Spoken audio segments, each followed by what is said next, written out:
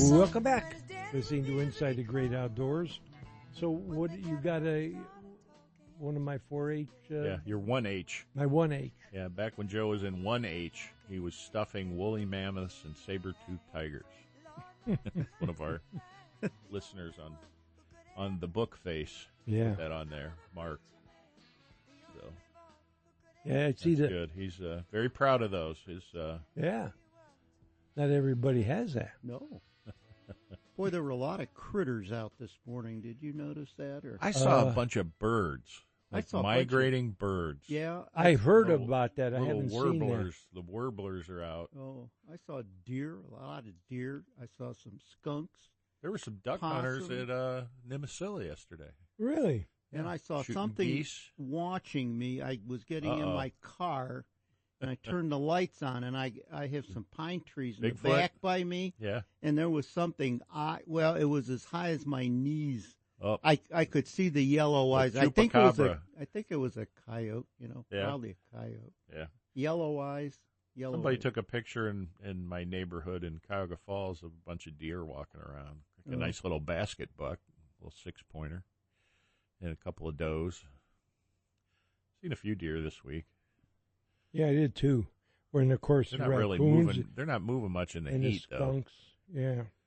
It's been so hot. I'm glad it's going to be in the 70s. Yesterday, it got so hot out there. Yeah. It was like, the fishing wasn't the only thing that was hot, which is, some days are like that. You just can't explain it. You think the conditions aren't right. It's too hot. There's not enough wind. But something happens. It was perfect. Yeah. Something happens. It was fine for the fish. They were on. But it cooled down in the evening. It got really cool really quick, Yeah. About 7 o'clock, it was just a total difference than it was all day. It was nice in the evening. Beautiful. Yeah, my wife and I went out to dinner. Yay! So I got my phone and I got my cameras and I got another raccoon. Oh, good for you. Number 5. As soon as I get home, I'll be able Raccoon number 5. take that. But I know I had a camera of 2 more because I got to protect my chickens. There you go. Because that's why I don't want. That's why I don't Raccoons want like them around. chicken as much as I do. Yeah. Yeah. But it looks nice. But they just kill them for fun. Yeah. Well, what is that? Well, just And I think I'm getting the whole family. They're a silver. There's a brown phase and a silver phase, and these are the silver. Yeah. And they all look the same. And all the ones I've been getting have been the males. But I know I did see I got a picture one night of 2, and I know they're still around. Well, this might be one of them. So I was doing a live shot at over by the convention center with the reporter in the park there. And, we were overlooking the stadium. Up on there's a parking deck behind the city building in downtown Cleveland. Mm-hmm. Okay. We were right next to that, and there's a park there. And there was the biggest raccoon walking around. I mean, this thing was a tank. Really? I was like, man, that thing's got shoulders on it. It was a huge raccoon. And this week I saw a skunk, 2 possums, the big raccoon, and there's a bunch of little oak trees along the one side of the Channel 3 studio between the Channel 3 building and the FBI building, and they're oak trees, and they are loaded with acorns, and they're dropping everywhere. Lots of mast, as they say. Yeah. Mm-hmm. And there's a fox squirrel that is very friendly. Yeah. And has no fear of people. Yeah. But he is loading up on these nuts. Oh, yeah. See him over there. He'll grab them and put some in his mouth and walk around and have them sticking out of his mouth. Yeah. And go and bury them and come back for more. I mean, there's so many of those things. Wow. But yeah, there's They there's say, a lot he remembers where he puts them.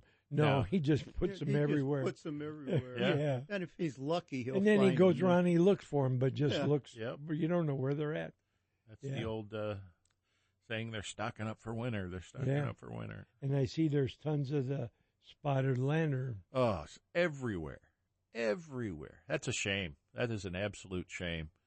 You know, they knew they were coming. But the state and the Department of Agriculture did nothing. Wow. You know, they're studying them.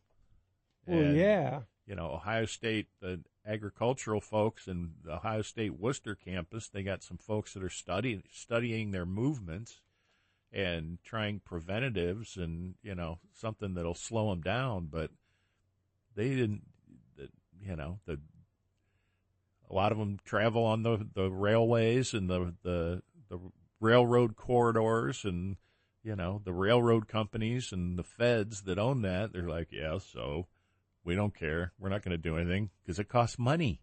What could they do? Well, they could have sprayed. They could have had some task force look into things. They just didn't. All they did was put it online that say, report it if you see it. Okay, and so what is... Then people report it, and then they say, oh, we know they're there, thanks. You don't need to report it anymore. So what is the downsides of them? Why are they bad? Explain. Well, they devastate crops. Yeah, crop loss. Especially grapes. Grapes, hops, any fruit tree, maple trees. Maple. All trees. Mm-hmm. And when new growth is coming, and they tap into the soft shoots, and especially on the grapes and stuff, and they basically suck the sap out of them. Whatever sweet they eat. Yep. They're like little vampires for the fruit trees. What happens when it gets cold? Do they? No. They come out they usually hatch in April. Okay. And they're in a little nymph form, and they go through like 4 different changes. Okay. And then grow into adults. And usually this time of year, September into October and November, they're adults, and they hook up, and then they go lay eggs everywhere. Okay. And the eggs overwinter. They survive over winter. Do the adults die? They die off eventually. Yeah. Then Okay. they hatch again in the spring. Oh. And once they get established, they're very hard to get rid of. But, you know, it's just sad because they don't want to spray, because the spray that kills them also kills the good bugs. Kills everything else. Yeah. That's why they're hesitant on spraying for a lot of these mosquitoes nowadays. Right. You know? Because it kills the good things. Kills a lot. And there's not, you know, if you look around, maybe I'm nuts, but there's not a lot of bugs around. You know? Really, there's not a lot of bees for sure. Not a lot of bees, not a lot of butterflies. Yeah. How many monarchs are you seeing, Carl? I haven't seen any I saw yet. a couple. But not a lot. I saw a couple viceroys. Yeah. I saw a buckeye butterfly. I saw a mourning cloak yesterday, which was cool. That flew by. Usually you see those earlier. Though, well, I was like, yeah, they're usually early spring. Yeah. They're one of the first to come out. The yellow ones are the voice. What's the yellow? Or is that a swallow? The sulfur. Common sulfur. No, the big yellow. Like Tiger a monarch. swallowtail. Tiger swallow. I've seen a few of those. I've seen some of those. I have not seen a monarch yet. I've seen and the I black usually phase see of those too. a lot of them because I have billions of milkweed plants. Yeah. Billions. My food plot everywhere. Weather conditions may not be right for them to come across the lake either. Yeah, because true. They need a good north wind to fly over. Seeing that everything is so early this year. Lots of east wind. You know, north I'm surprised. In Lorain County, they cut down all the trees, milkweed in the front of my yard. Oh, I got so much milkweed you wouldn't believe. I got it everywhere. Cut in the back, but I had signs up all summer, and they cut in the summer. Yeah. When did they cut? They cut last week. Uh-huh. I took my signs on. I figured, well, they're not going to cut it this time of year. Yeah. They come along and they cut. Man, I haven't ran in probably a year, but I ran that 100 yards down to the front to get that guy to stop cutting, you know. Wow. Yeah, I was so mad. I'm the only one that doesn't cut, and what does he do? Yep. You would think he'd have enough common sense to figure, the guy doesn't cut. Maybe there's a reason he doesn't cut. They get paid either way. Wow. Okay. Well, we got to take a break because we got good cook Keo on the line, and he's going to teach us something, recipe-wise or whatever. So, let's see. Did I do any No, I didn't make anything this week. So I didn't burn anything. But I had I'll make an egg sandwich. I just take an egg, put one big egg in the frying pan, move it around, take some bread, plop it on, and make an egg Miracle sandwich. Whip, right? Yeah. Oh, yeah, Miracle Whip. But, that's Bud Reiser. He's going to have to wait till we get through the fish, through the food segment. But, and I think of Carl with that frying pan he got me for my birthday. That's the best. That is the most used present I've ever got. And it is so. And I tried to put it through to kill it. I couldn't kill it. So we'll take a break and we'll be back. To keep the smile from my face, losing control, yeah, I'm all over the place. Clowns to the left of me, jokers to the right. Here I am, stuck in the middle with you. When you started out with nothing. Hey, it's time to fill your freezer. Stop by and see Dion's Meats at one of their 2 locations. They're located at the West Side Market, or you can go to the corner of Pleasant Valley Road and York in beautiful downtown Parma. Dion's offers a wide variety of fresh local pork, beef, poultry, and deli meats. They also feature a select line of fresh veal and lamb products. Here at Dion's, our mission is to provide only the best quality of products, selection, and service. In business for over 10 years, Dion strives for customer satisfaction, 100% quality guarantee. We have local products delivered to us fresh every day. With over 28 varieties of fresh sausage, we have something for everyone. Don't know what's for dinner? Let us help you decide with our specialty line of oven-ready products. Dion's prepares everything on-site with fresh, natural ingredients. Dion's Meats, Westside Market, and in Parma. Whether you're a novice or a well-seasoned angler, if you want that extra edge in catching more fish, you want one of the many species of Kodiak scent. Made from real bait fish, Kodiak fishing scents are made from pure freeze-dried bait.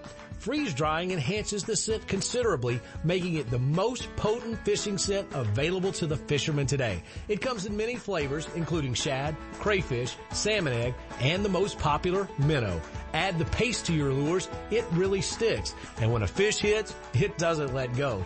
And if you use tube jigs, try the tube injector. This handy syringe is made especially to be inserted into a tube jig. Kodiak fishing scents are now available online at Castaway.com. That's Castaway with a K.com. If you want to catch fish, you want Kodiak from Coulis. This segment is brought to you by Discount Drug Mart, the stores that save you the runaround, an employee ownership company serving Ohio for 50 years.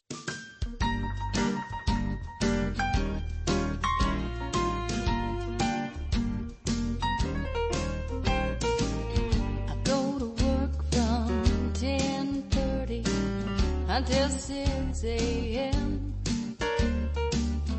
Raking up the dimes and quarters, slinging eggs and ham, scrambled poached or over easy, coffee black and strong, jukebox of scratchy records, I play 'em all night long. Eternal blue neon, we never close when the world is asleep. Darling, come take a seat, you can always eat at Joe's. Eat at Joe's.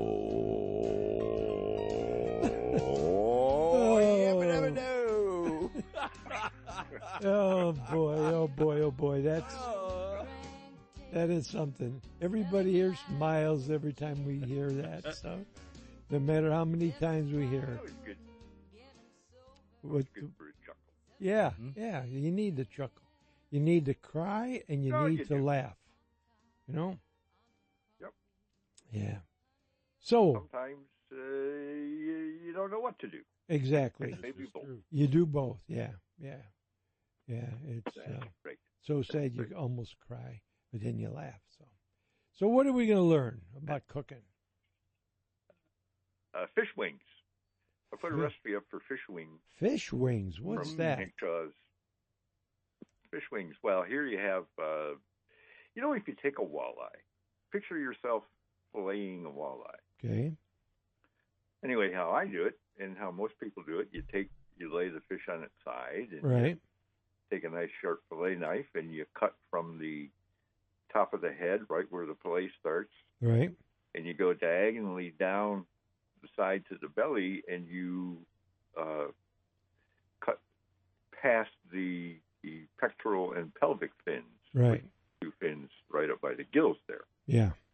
And then you take that fillet off, you flip them around, you take the other fillet off, Right. and then you have the head and the frame and the tail all as one piece. Right. And most people then just chuck it. Right. But I tend not to. I'll take and cut the frame off right behind the head Yeah. and save that for making fish stock. Okay. If you want to make a fish chowder or something like that, that's really good. Or risotto. The fish stock is really good for making risotto rice. But anyway, what you have left then is the head with the pelvic and pectoral fins. And what you can do is take a nice set of heavy shears and snip what's referred to as the collar off the head. Okay. Right at the base of the gills on the bottom, you snip through that. And then you can either just break it off Right. or snip it off. And then you have what's known as the collar. It's kind of a U-shaped Yeah. piece of bone with the four fins on it. Then you snip that at the bottom, so you have two pieces. You have Okay. Yeah. what looks like a crescent-shaped bone with two fins on it, and there's a whole lot of meat on there Yeah. on a big fish. And so you save those. You can either vacuum seal them or put them in a Ziploc bag with water and freeze them, and they'll keep indefinitely, really. Yeah. And then when you have enough of them, and you want to have a fish wing fry, pull them out, thaw them out, bread them as you would a fillet, and then deep fry them. Or you could grill them. However you want to do it. But there's an amazing amount of really delicious meat on the collars. Yeah, because it's tender. And it's very good. The texture is different than the fillet. It is kind of like a chicken wing. But it's really good. And then I don't know if years ago, I used to, when I lived in upstate New York, we used to bullhead fish quite a bit. And we'd fry bullhead up, and you'd leave the tail on, because that was an extra little treat, believe it or not. A deep fried tail is kind of a crunchy, nutty, potato kind of chip. neat. Kind Anyway, yeah, it's like a potato chip. Yep. It's got a kind of a funny story. One of the trips to Newfoundland, Dory and I were camped near Rocky Harbor, which is on the west coast, and beautiful little town. And it's a fishing port. Not very large, but it's a cool little town. And there's one fish market there, and it's right on the docks. And we walked in there, thinking, what are we going to make for supper tonight? So let's stop by the fish market. And I don't recall the name of it, probably Rocky Harbor Fish Market or something like that. And the fishmonger was there, just one guy. He kind of runs the shop. And I was looking at the cooler there, right up by the counter, and there were all kinds of crabs and shellfish and cod and that. And I saw he had a big tray of cod collars. And I thought, well, that'd be good. Fry up a bunch of cod collars for dinner tonight. So I looked at him and I said, hey, I'll take, and they were large, and I'll take half a dozen of those collars. And he looked at me and he said, huh? I said, collars. And I pointed to him. And he says, oh, you means the napes. Calls them what you like. Yeah. The Okay. napes, yeah. Yeah. The napes. So we thereafter referred to him as the surly fishmonger. Yeah. he knew Yeah. he knew exactly what I was talking about, but he Yeah. wanted to make a point, I suppose. Yeah. I remember doing but, fish taxidermy before freeze drying, and I'd have to go in there and dig all that meat out, and there was a lot. Yeah, that's a tough. That's one of the more difficult, I think. Yes. Or when you traditionally mounted fish, that where you remove the skin and the head, that's probably the hardest part. It is. You got to dig in there There and is you a have lot to of meat. scrape it off the bone, and it's tough. And that's why I invented freeze drying, because I figure that's way too much work. We got to find an easier way, And But you're some right, though, fish there's are a lot of meat there, and some fish are harder than others. I'm thinking the trout and the salmon were the really tough ones. Yeah, when we go fishing with Yeah. Tim Wilcox and everybody, we'd get a nice limit of 18, 24 walleyes. In we have a cleaning system where one guy will cut the fillet off, the next Oh. guy will cut the belly bones out Oh, that's good. and zipper them, and the third guy is in charge of the wings. We cut the wings off and put them in a little pile, and he'll take a pair of pliers and pull the skin off. So that's how we get the skin off of the walleye wings, and then we have a bag of walleye wings, and then the fillets and the cheeks too. I forgot. Yeah. The guy that does the absolutely. wings, he's the Yeah. cheek man too. He cuts the cheeks out of the He's the cheek frames man. and the walleye wings, and then he pulls the skin off the cheeks. And Does he pull the skin off your cheeks? yeah. I don't have any cheeks. I've been working for 30 years. That's what, Wow, that's a good Well, you idea definitely- there. Yeah, you definitely don't want to miss the cheeks. That's for sure. yeah. We're Yeah. not taking this Especially conversation any farther.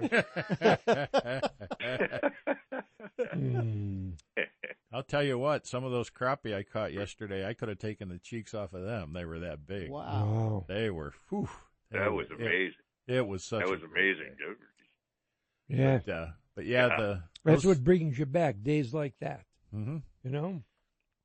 What's cool about those wings, when you deep fry them, you can actually eat the crunchy pectoral fins. That's the best, man. Those crunchy fins. Yeah. I love fish fins. If in smaller fish, you can use smaller fish, but like a smaller walleye, you really don't even have to skin the wings. Right.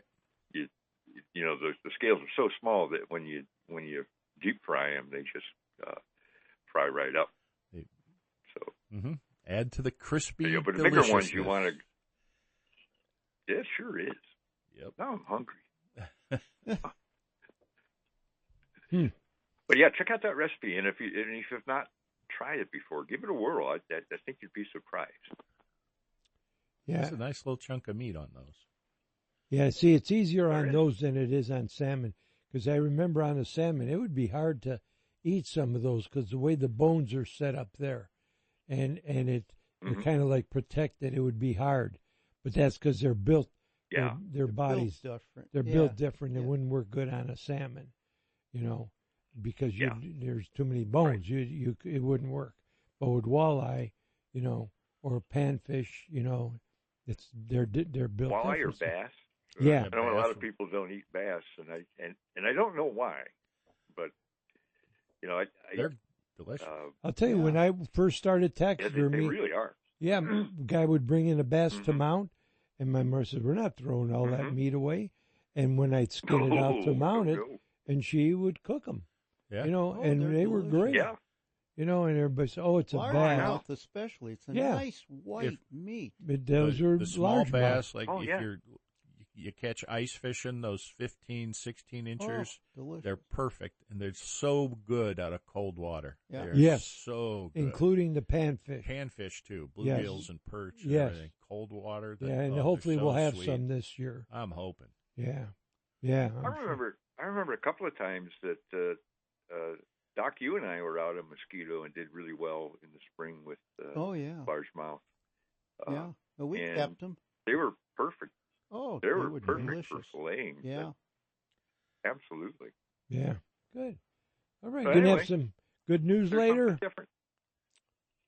Absolutely. All righty. Absolutely. Good. Well, thanks for the good tip. We got some good.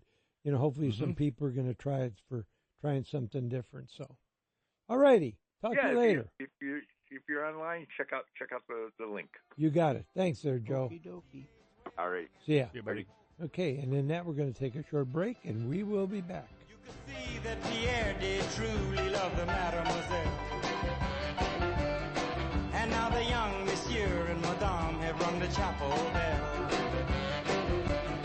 C'est la vie, say the old folks. It goes to show you never can tell.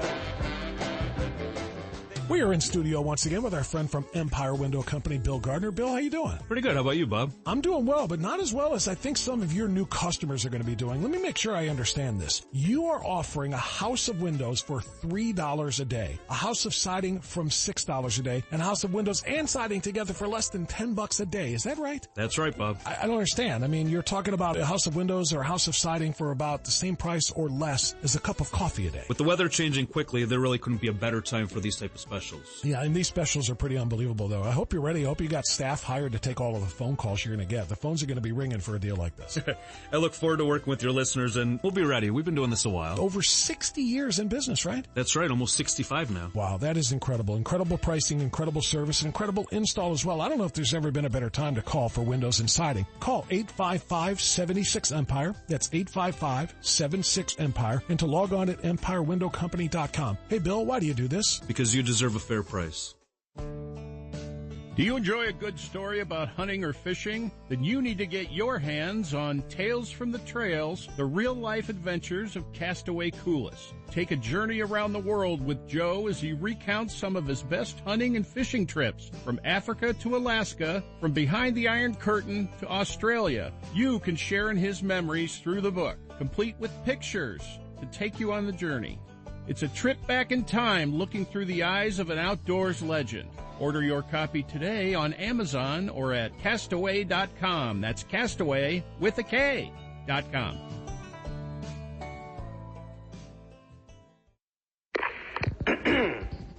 Hey, you. I knew I'd find you back in the same aisle. What are you looking for today? More fiber? More laxatives? More of the same ways to manage your constipation? Look, if your constipation with belly pain keeps coming back, you may have irritable bowel syndrome with constipation, or IBS-C. Ask your doctor how Linzess can help you get ahead of it.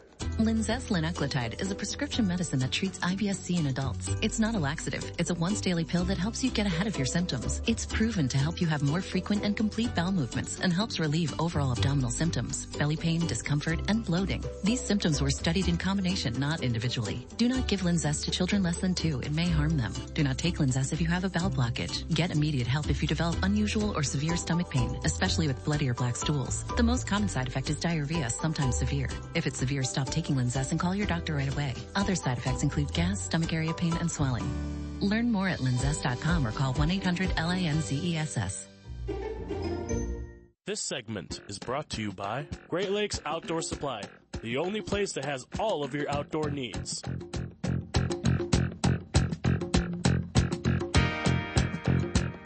Welcome back. This is the new Inside the Great Outdoors. There's Bud Reiser. How's the fishing there, buddy? Listen to this. It's what? Uh-oh. You know what that is? I didn't hear it. Bubbling. You hear that bubbling? Yeah, you got some shiners in there? Yes, sir, I do. I'm sitting here right now bubbling these perch minnows. Yes. And I've been out 3 days in a row. Off Sheffield Lake, Avon Lake, and Rocky River. Yeah. And it's interesting, you know.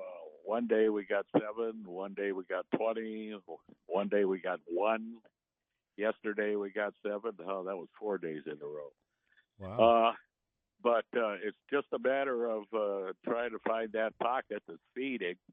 Mm-hmm. And, we're marking a lot of fish down there, but certain areas, they're just not active.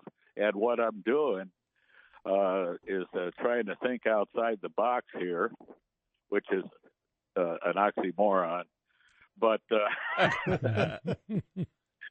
anyway, I tried some scented bait yesterday, a little piece of it on my perch hooks along with my minnow, and all of a sudden I caught 2 perch on them. I don't know if there's a pattern there or not, but I think, do the Cast Cray people make a scented bait? I know Yes. Joe does. Yes, their Okay. soft plastics have a scent in them. I think it's shad. Excellent. Shad scent. Excellent. Well, I'm looking forward to that. Yeah. In the last 4 days that I've been out there, I've seen a couple dozen monarch butterflies. Oh. But onesie twosies, you know. Yeah. Yeah.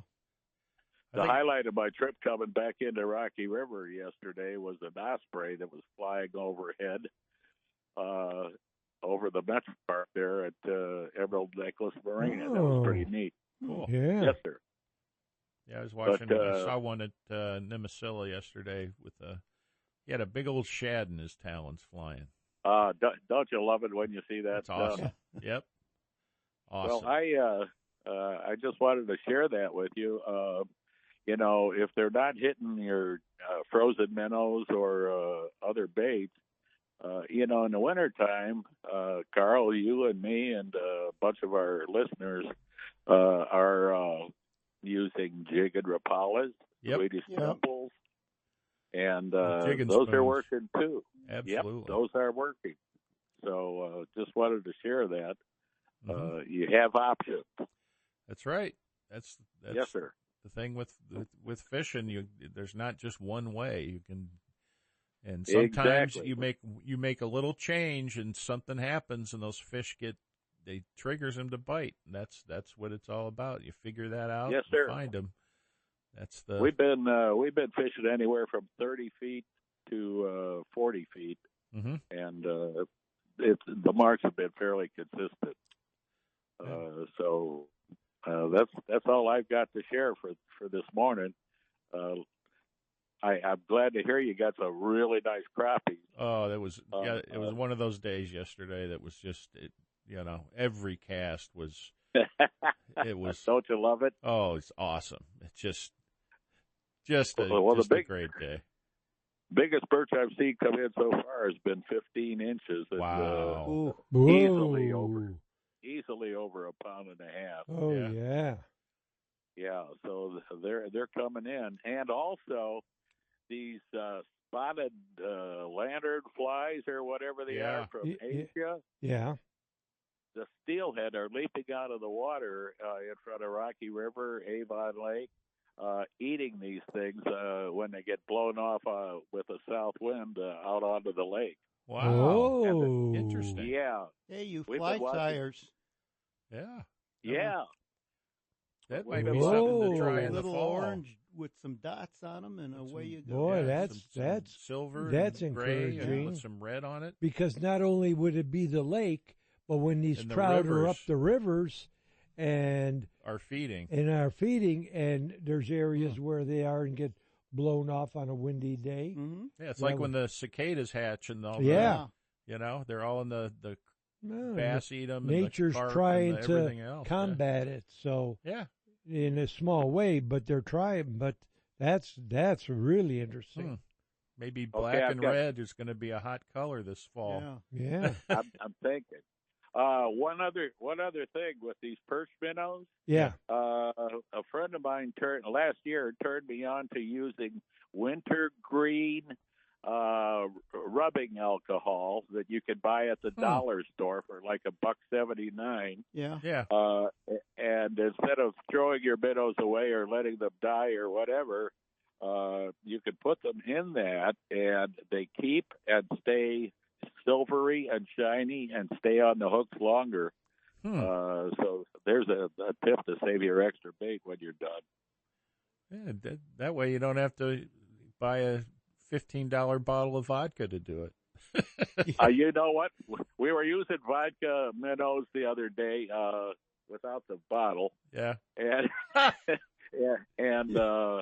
they were working great. You can't use that vodka around my buddies, you know. Well, that's your choice, pal. Yeah. Yeah. Hey, thanks for your expertise, guys. And I enjoyed the walleye wing thing. Up in Canada decades ago, they used to call them bush bunnies because of the bunny ears that if you, the pectoral fins look like. Yeah. And they used to dip the tips in paprika to make them really look cute, kind of pink, That's a good one. Just to enlighten your listeners. Maybe for Easter, that'd be a new Easter treat. Have some. Yes, sir. Yes, sir. Oh, no. Turn the pectoral fins over and look like the Easter bunny. Or use bunny feet. Well, I digress. All right. See you guys later. Have a great day. You too. Catch some fish. We'll see you, bud. Have fun. See you, buddy. All right. Yeah. Yeah. See ingenuity, trying different things. Yeah. Oh, yeah. You never know when some things will work. That's what happened yesterday when I was the gentleman who was fishing and I was catching all those crappies and he couldn't catch a cold, and he was using just a basic setup of a hook with maggots and fishing under a float but he was he was new at fishing and he couldn't cast very well. And he was like, what kind of bait are you using? I said, I'm not using bait. And he's like, what? I've never heard of anybody not using bait when they go fishing. Yeah. I said, no, I'm just using a little plastic on a jig. And he was just shocked that they would hit that. And I was like, every cast I'm pulling in a crappie that's, 11 inches long. He's like, what are you doing? And I'm like, I just throw it out and twitch it a few times, let it sit, and they come up and whack it. And I switched out his stuff and gave him a couple of jigs and some plastics, and I hooked him up the same color that I was using, everything, the silver, just a plain unpainted jig head. And it was a Funky Chicken was the name of the color. It's sort of a green on top and orange belly on a little soft plastic cast crate minnow. Mm-hmm. And they 3 feet deep, they were just knocking it. And he's casting out. He was having some problems casting, so I gave him a little casting lesson. Mm-hmm. I said, it's like if you throw a baseball. If you throw a baseball and you let go of it back here, it's going to go straight up in the air and drop right at your feet. Right. And that's what was happening. He was letting the line go too early. Oh. I said, you got to wait till you're just at the right point. So how for did it to you go how straight. did you teach him to do it? Just trial and error. I said, and then he changed his arm motion a little bit. Instead of trying to throw it really hard, I said, that's the other thing you're doing.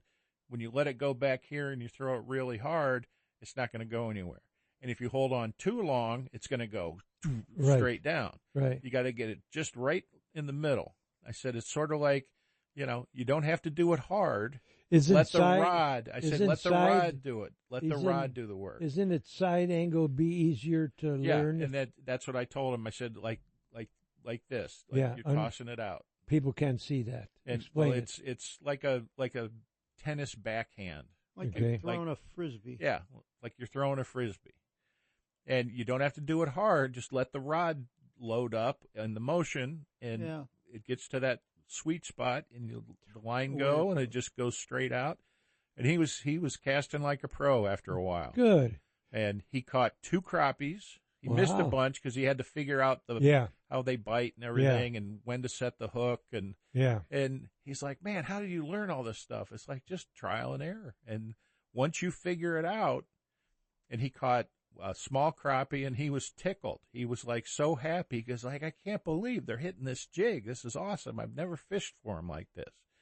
And then he caught a really nice crappie. It was probably 11.5 inches.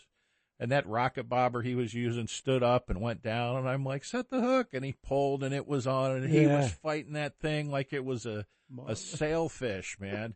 He was like, his knees were bent, and he's going back and forth, reeling in this crappie. Oh, nice. He was so happy. Good. And that's the feeling that, he did it. that sense of accomplishment that he had, because he Yeah. wasn't an experienced fisherman. It's Yeah. like that thing. But thing he'll always remember that. Yep. Get him the belt and the shoulder harness. And everything. Yeah, that's man. He was like, man, I got to go back to the tackle store and buy more jigs and more Yeah. plastics. Yeah. I gave him the Cash Cray, my little card. Yeah. My little trading card with Yeah. with the coupon code, which Yeah. is CB10. You can get 10% off anything on Cash Cray's website with that coupon code. Yeah. CB10. Oh, good. And Okay. he was tickled pink. Took home Sure. a nice cooler of crappie. I'd loaded him up. Sure. With some, and man, I threw back at least as many, probably more than what I gave him. I mean, it was just a crazy tip. Okay. Well, very good. That's a good job there, Carl. All right, we'll take a short break. We'll be back. You're listening to Inside the Great Outdoors. What are we going to learn on the other side? More creepy crawlies. Creepy crawlies. Okay. Skeeter. We'll take a short break and be back.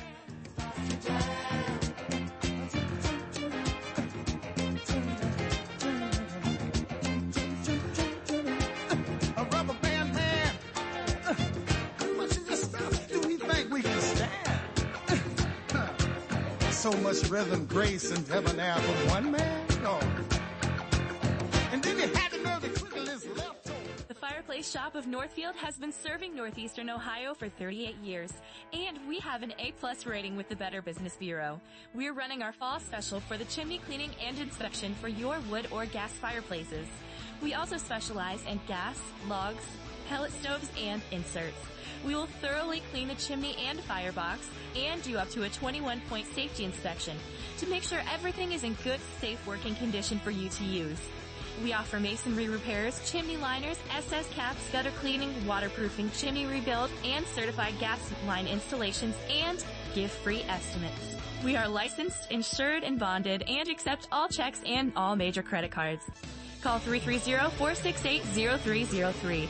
Stop in and visit our newly decorated 6,000 square foot showroom with 50 burning displays. It's finally happened.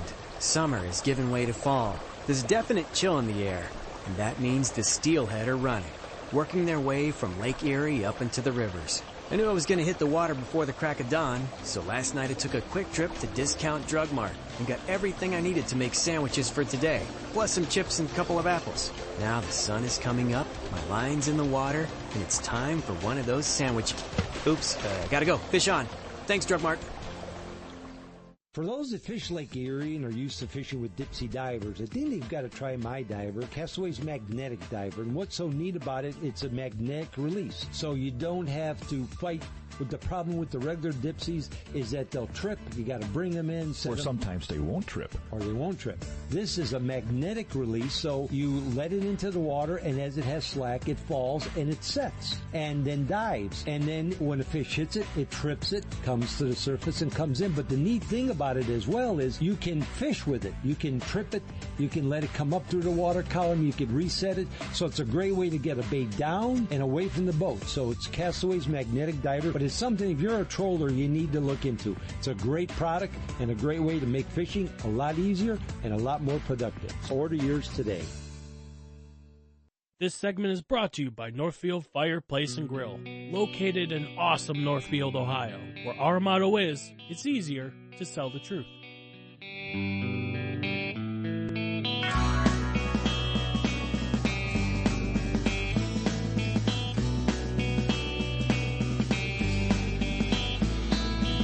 Well, I took a walk around the world to ease my troubled mind.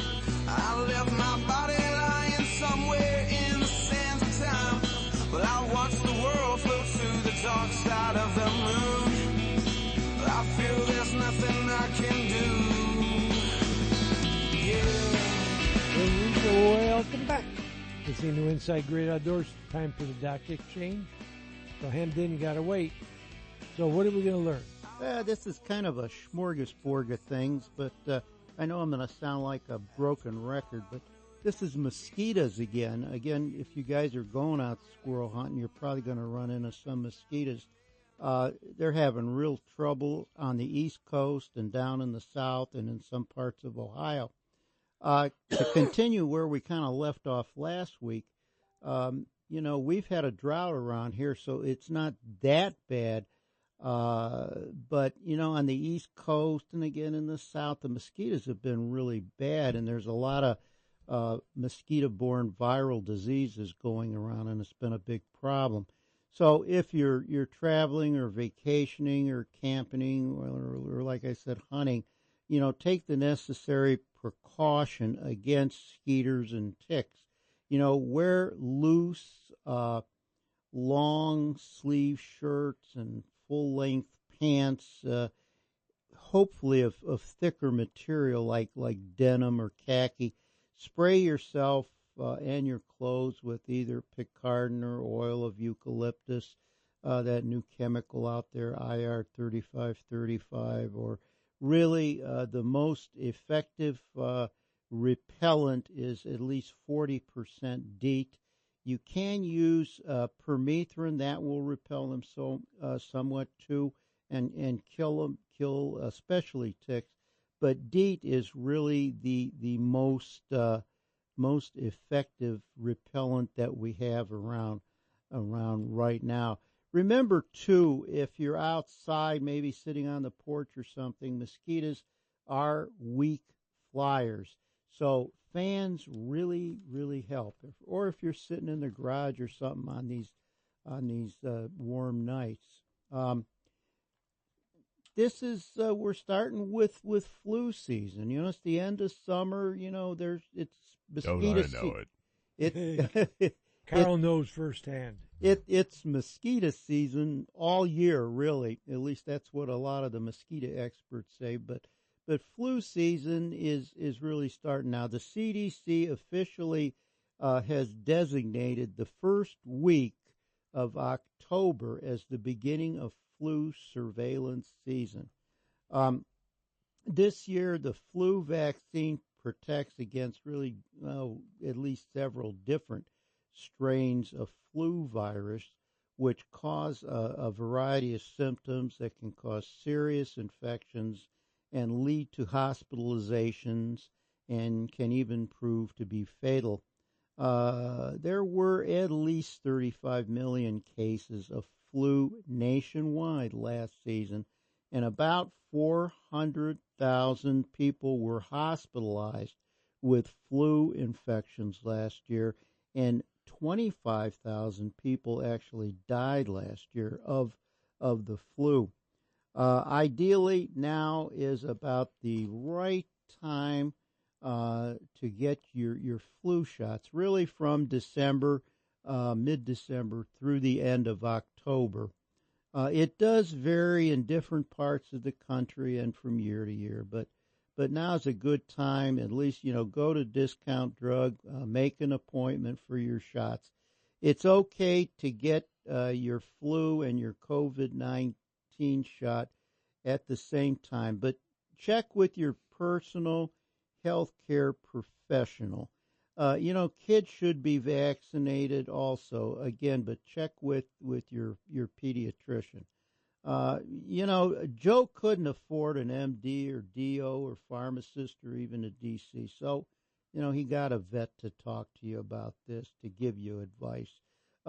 Flu vaccine is a shot, but I believe there's going to be a nasal vaccine that is coming out or has already been released in certain parts of the country. So would that be a spray? You spray? They spray it in your nose. Oh. I don't know if it's out there now. Yeah. Now older people, should get the COVID vaccine if you're over 65. A lot of people don't want to get it. I still think it's a good idea. I'm a big pro-vaccine person. I gave so many shots to dogs over the years, and I think it will really help the canine and feline population out. There are now 3 updated vaccines for COVID. Moderna makes one, Pfizer makes one, there's another by Novavax. All 3 of these have been formulated to protect against the new strain that is now spreading around the country. When you get these flu vaccines and COVID vaccines, you can get them together if I were getting them, I'd get one in one arm and one in the other arm. If you do get sore, you can use ice packs or cold compresses on your arms. You can't take Tylenol or ibuprofen. And if your arms are really sore, you can spin them around like an airplane propeller, and that seems to help. So just a little something about the flu. Another thing I came by this week is, they tell you, some people tell you to drink coffee, some physicians tell you not to drink coffee, but coffee is actually pretty good for you. It's rich in polyphenols, and polyphenols are full of antioxidants and anti-inflammatory drugs. And the new amount of cups of coffee per day is about 3 to 5 cups of coffee a day they're suggesting people take. Wow. And they say it helps, prevent type 2 diabetes. Now, if you got it, it might help, bring some of your counts down. It helps with heart disease, Parkinson's disease, certain types of cancers, cognitive decline, even helps to prevent death. They've done some follow-ups with coffee drinkers. So, a lot of polyphenols in coffee. So, as for now, I guess it helps quite a bit.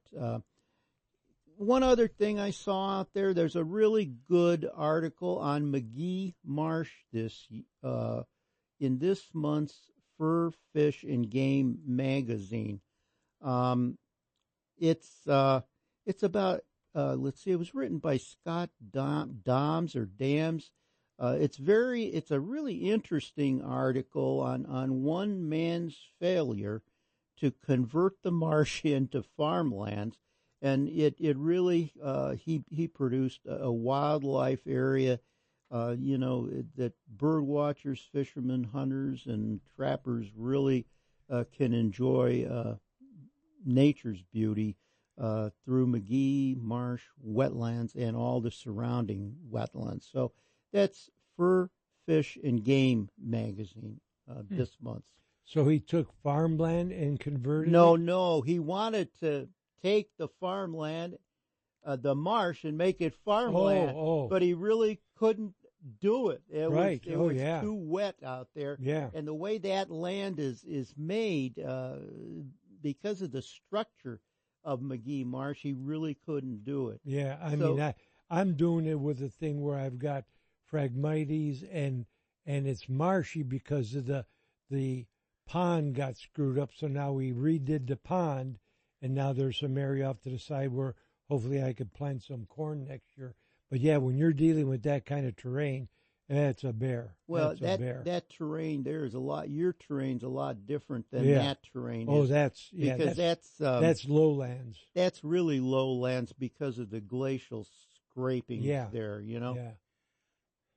So that's just a couple other things. The other thing I was reading about are these newer types of electric knives, and I know Carl's got one. I have one, and boy, I'll tell you, they're really nice. I have a Rapala electric knife, and it's not a cord. I've had the Rapalas with the cord. I've had them. I had one for years. I still have years. one with a cord.